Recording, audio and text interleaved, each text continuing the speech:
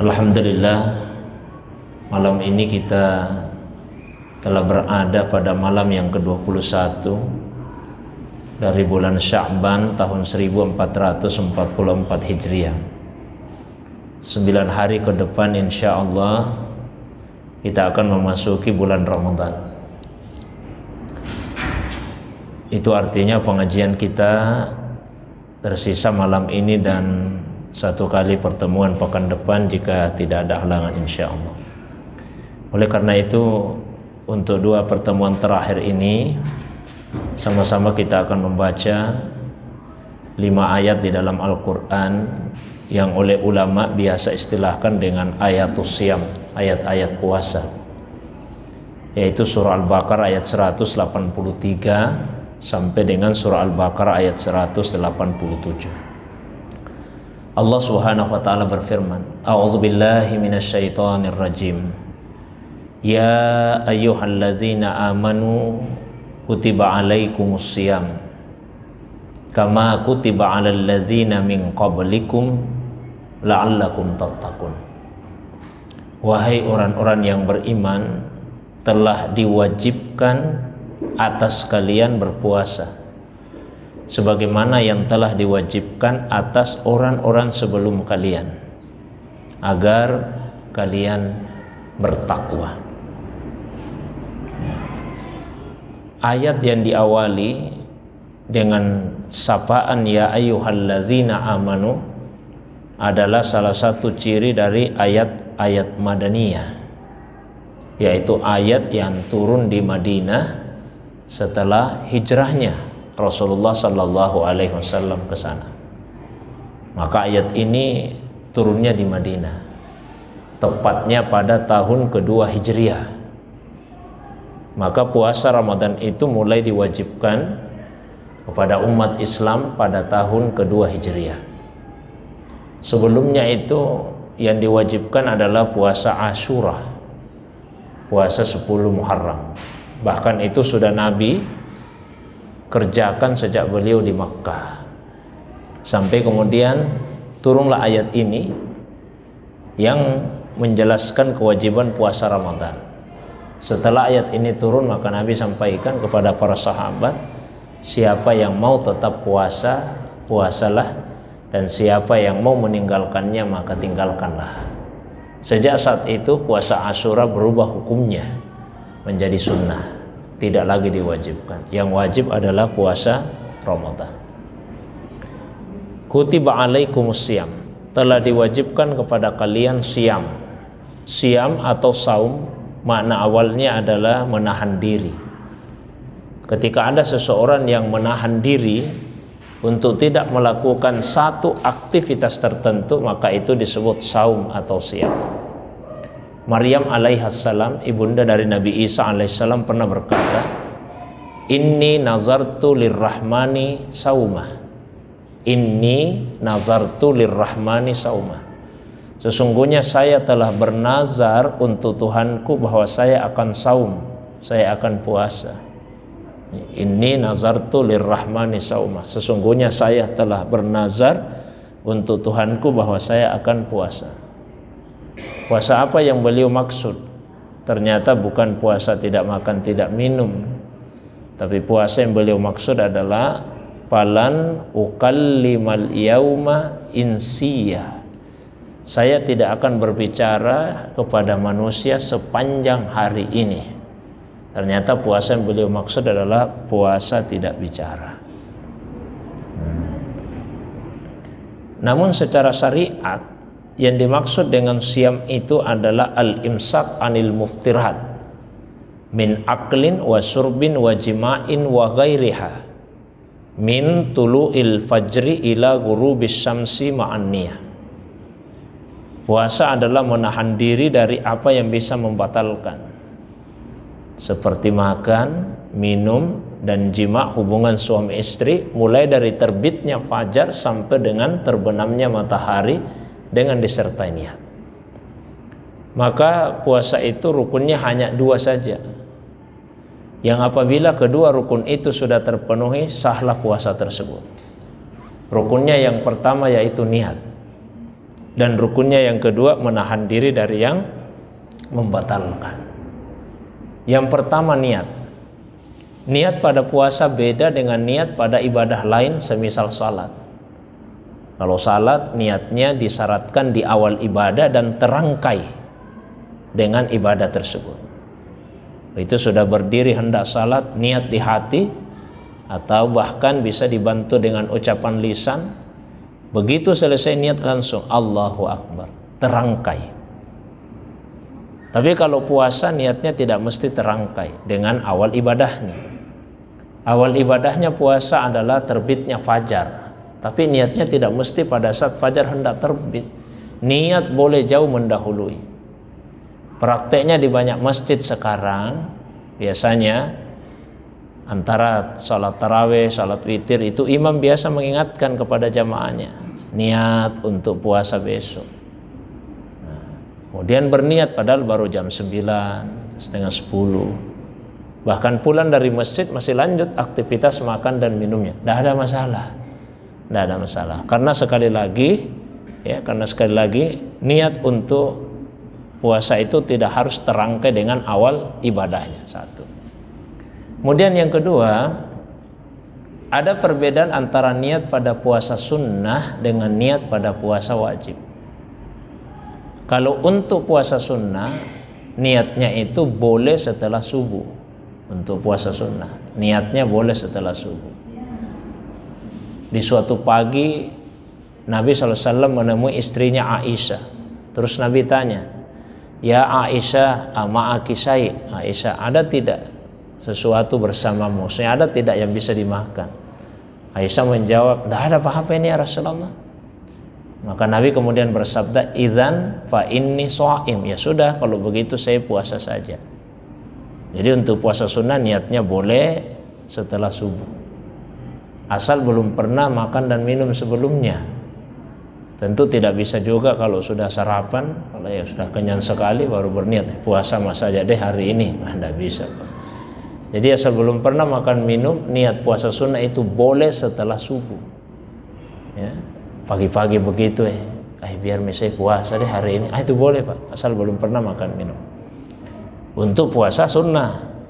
Tapi kalau puasa wajib tidak boleh. Puasa wajib itu seperti puasa Ramadan, qadanya puasa Ramadan, ya puasa nazar. Semua puasa wajib niatnya itu mesti sebelum subuh. Man lam yujmi'is siyama qabla al-fajri fala siyama lahu. Barang siapa yang tidak berketetapan hati, tidak berniat untuk puasa sebelum subuh, fala siyama lahu, maka tidak ada puasa baginya. Jadi niatnya mesti sebelum subuh. Kemudian yang kedua, yang ketiga masih berkaitan dengan niat. Menurut Imam Malik, puasa Ramadan itu satu kesatuan, ya, namanya puasa Ramadan. Karena dia satu kesatuan, maka niatnya cukup di awal Ramadan saja. Niat puasa 1 bulan sekaligus. Katakanlah misalnya di hari Rabu menjelang masuk malam Kamis, kalau hari Kamis 1 Ramadan Pak ya, begitu menjelang maghrib, ya, langsung berniat, saya niat puasa Ramadan tahun ini karena Allah. Itu sudah bisa niat 1 bulan. Tapi menurut Imam Syafi'i niat itu mesti tiap-tiap malam. Tiap-tiap malam. Karena hari-hari di bulan Ramadan masing-masing berdiri sendiri, tidak sama dengan rakaat salat. Kalau rakaat salat kan satu kesatuan. Tadi salat maghrib 3 rakaat. Misalnya rakaat pertama lancar, kedua lancar, tiba-tiba rakaat ketiga berhadas, batal salatnya. Keluar dari masjid, wudhu, masuk lagi, terus salat 1 rakaat saja. Begitu ditanya, Pak, kenapa salatnya cuma 1 rakaat? Oh, dia kan yang batal cuma rakaat ketiga, 1, 2 tidak batal. Kan tidak bisa begitu, batal secara keseluruhan ya, jadi keseluruhan itu batal. Maka ya niatnya mesti tiap-tiap malam. Untuk kehati-hatian, di awal Ramadan niatlah puasa 1 bulan sekaligus, dan tiap-tiap malam niat itu kita tajdid, niat itu kita perbaharui kembali. Jamaah yang dimuliakan Allah Ta'ala. Kemudian yang berikutnya, Kalau ada yang membatalkan niat puasanya, maka kemungkinannya ada dua. Kemungkinan pertama, pembatalan niat itu dilakukan sebelum subuh. Kalau itu yang terjadi, maka sepakat ulama puasanya batal, tidak sah. Katakanlah misalnya waktu ikut di masjid salat tarawih sudah niat besok mau puasa, itu sudah berniat Pak, besok mau puasa. Tiba-tiba katakanlah pada saat sahur, tiba-tiba ditelepon sama atasannya, besok berangkat ya ke Jakarta, perjalanan dinas.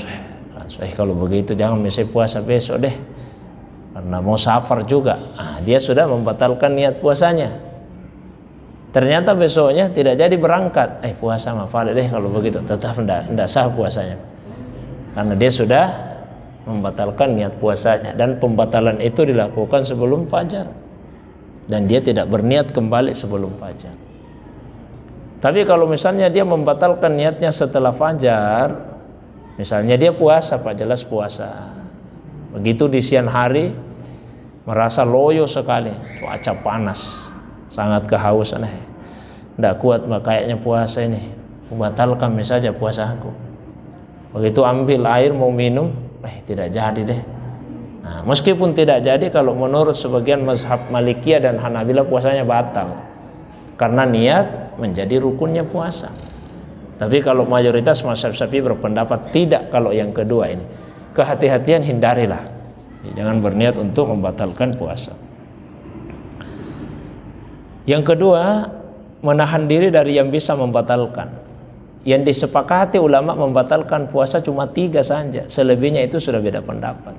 Jadi yang disepakati cuma 3, karena itu yang disyaratkan di Al-Quran Al-Baqarah 187. Makan dengan sengaja di siang hari Ramadan, minum dengan sengaja di siang hari Ramadan, dan jima atau melakukan hubungan suami istri. Itu yang disepakati oleh semua ulama. Selebihnya udah beda pendapat ulama. Meskipun demikian, hal-hal yang ulama perselisihkan membatalkan atau tidak tentu akan sangat baik kalau ditinggalkan. Tarkul khilafi aula, meninggalkan yang berbeda pendapat itu aula, itu yang lebih utama. Kama kutiba 'alal ladzina min qablikum, sebagaimana yang telah diwajibkan atas orang-orang sebelum kalian. Jadi puasa itu sudah diwajibkan sebelum kita Pak. Cuma ada perbedaannya. Misalnya perbedaan waktu, di bulan Ramadan kita diwajibkan. Durasinya kita ya dari fajar sampai maghrib. Kemudian faktor yang lain juga yang membedakan adanya syariat untuk sahur. Umat sebelumnya tidak ada sahurnya. Tidak ada sahurnya. Nah ini faktor pembeda puasa kita dengan umat sebelumnya. Maka sebisa mungkin dilaksanakan sahur itu, jangan ditinggalkan. Dan beralasan jangan biar saya tidak sahur kuat juga puasa. Ini faktor keberkahan. Tasahharu fa inna fis sahuri barakah. Sahurlah kalian, karena di dalam sahur itu ada berkah. Sahur itu awal waktunya min muntasifil lail, dari pertengahan malam. Jadi kalau belum pertengahan malam itu belum dinilai sahur.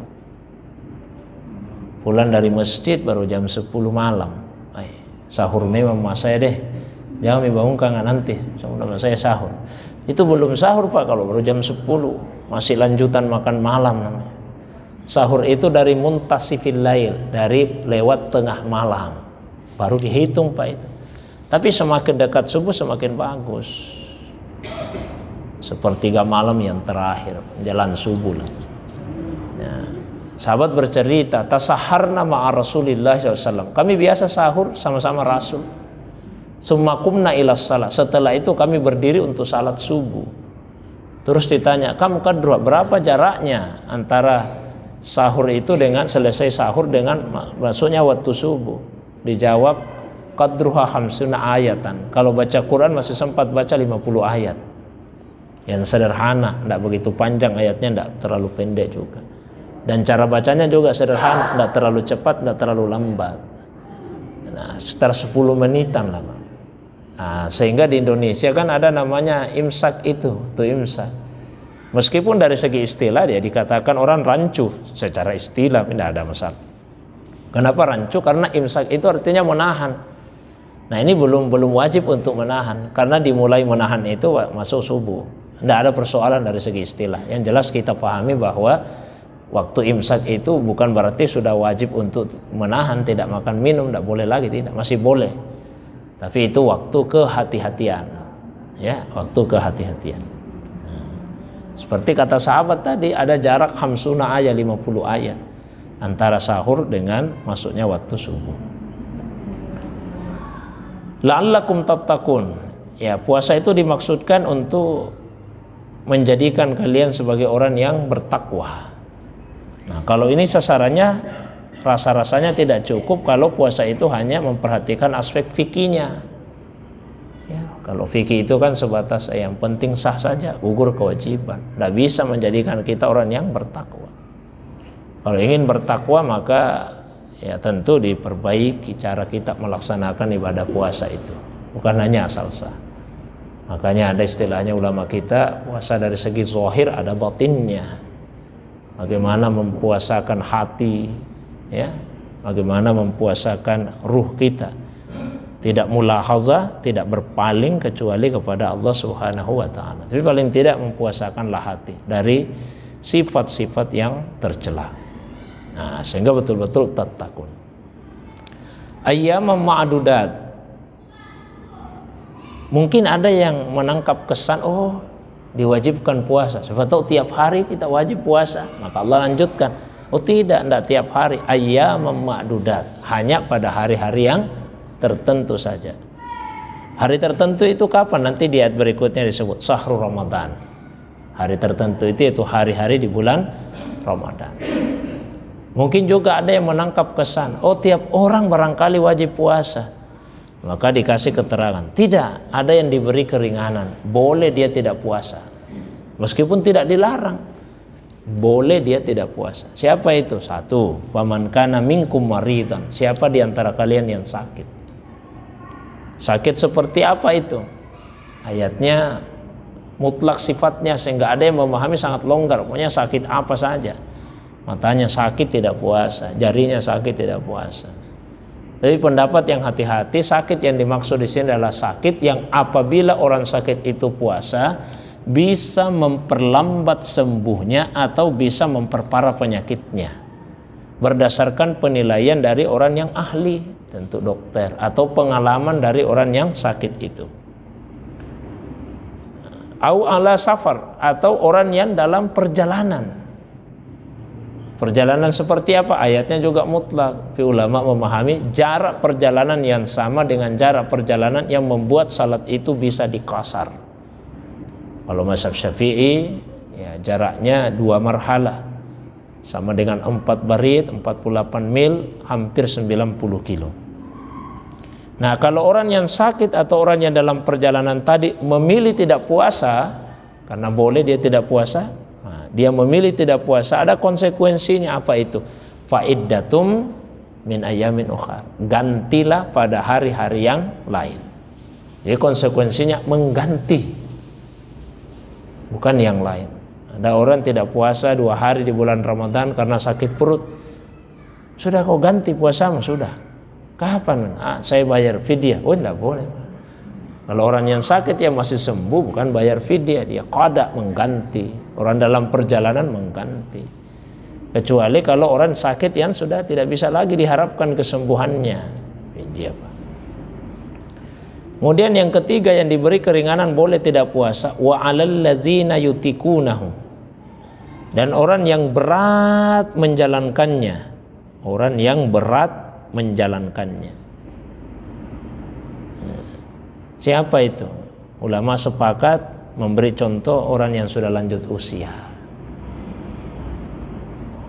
Ada lagi yang menambahkan, ya termasuk juga orang yang hamil atau orang yang menyusui. Itu pendapat dari Abdullah ibnu Umar dan Abdullah ibnu Abbas. Nah, kalau yang masuk kategori ini bukan mengganti tapi fidyatun ta'amu miskin, membayar fidyah, yaitu dalam bentuk memberi makan satu orang miskin. 1 hari dia tidak puasa, fidyahnya 1 hari, 1 kali memberi makan 1 orang miskin. Ukurannya berapa? Setengah sa' atau sama dengan 2 mud, Satu mud sama dengan satu genggaman tangan. Jadi 2 genggaman tangan. Ya, taruhlah untuk kehati-hatian 1 mud misalnya 1 liter kan tidak sampai, 2 liter lah per hari, tidak lebih itu. Jadi kalau 1 bulan 60 liter. Fidyah itu dibayarkan kalau sudah terbukti tidak puasa. Misalnya hari ini tidak puasa, hari ini bisa dibayarkan fidyahnya, yang besok belum bisa. Bisa tiap hari bayar fidyah. Bisa juga dirapel. 7 hari sudah tidak puasa, yang 7 hari itu bisa dibayar fidyahnya. Tapi yang kedepannya 23 hari tidak bisa. Tidak bisa di awal Ramadan, aku bayar memang misalnya fidyah aku deh 1 bulan ke depan, tidak bisa. Fidyah itu kalau terbukti tidak puasa. Faman tatawwa'a khairan. Faman tatawwa'a khairan. Maka siapa di antara kalian yang ingin menambah kebaikan, kan tadi fidyah itu cukup satu kali memberi makan 1 orang miskin. Tapi kita ingin menambah, masa cuma 1 kali juga kasih makan, secukup 3 kali deh, nah itu baik. Masa cuma 1 orang ku kasih makan, biar deh 1 keluarga 1 hari misalnya, itu baik. Faman tatawwa'a khairan fahuwa khairullah. Siapa yang menambah dalam kebaikan maka itu lebih baik baginya. Nah, tadi Pak ini diberi keringanan boleh tidak puasa, bukan berarti dilarang. Maka Allah lanjut, wa antasumu khairul lakum. Kalau kalian tetap memilih puasa, itu lebih baik lagi bagi kalian. In kuntum ta'lamun, jika kalian tahu. Hari-hari apa yang dimaksud, yang diwajibkan puasa? Syahrul Ramadan, yaitu hari-hari yang ada di dalam bulan Ramadan. Yang salah satu keistimewaannya, allazi unsila fihil Qur'an, di dalamnya diturunkan Al-Qur'an, yang berfungsi satu hudan sebagai petunjuk, hudan linnas petunjuk bagi manusia. Yang kedua wabayyinatin minal huda, penjelas terhadap petunjuk. Sebagian ulama memahami hudan itu masalah akidah, bayinat masalah fikih yang ada rincian-rinciannya. Ada lagi ulama yang memahami hudan itu nilai-nilai universal, bayinat itu rincian dari nilai-nilai universal. Misalnya Al-Quran memerintahkan kita untuk adil, adil itu nilai universal. Nanti ada rincian, adil terhadap diri, adil dalam keluarga, adil dalam kehidupan tetangga, bermasyarakat dan seterusnya. Itu namanya bayinat. Wal furqan, fungsinya yang lain adalah pembeda yang paling nyata antara yang hak dengan yang batil. Faman syahida minkumus syahra, maka siapa di antara kalian yang hadir pada bulan itu. Hadir itu maksudnya apa? Tidak bepergian. Jadi siapa yang hadir di tempatnya tidak sedang bepergian pada bulan Ramadan, falyasumhu, maka hendaklah dia puasa. Waman kana maridan, tapi siapa yang sakit, au ala safar, atau dia dalam perjalanan, fa iddatu min ayamin ukhar, boleh dia tidak puasa, cukup dia mengganti pada hari yang lain. Loh, kenapa diulang? Sebelumnya sudah disebut. Karena jangan sampai ada yang memaksakan diri untuk tetap puasa. Ketika membaca ujung ayat yang lalu yang mengatakan wa antasumu khairul lakum. Kalau kalian puasa itu lebih baik. Sehingga ada orang sakit, karena puasa lebih biar misalnya puasa deh, padahal dia sakit. Dia mempersulit dirinya. Ada orang dalam perjalanan, berat sebetulnya perjalanan itu. Begitu dia baca ayat, puasa itu lebih baik, tetap dia paksa puasa. Padahal perjalanan itu menyulitkan. Maka Allah lanjut, tidak usah dipaksa juga. Pokoknya waman kana maridan, siapa yang sakit, au ala safar, atau dalam perjalanan, fa iddatu min ayamin ukhar, ganti saja pada hari yang lain.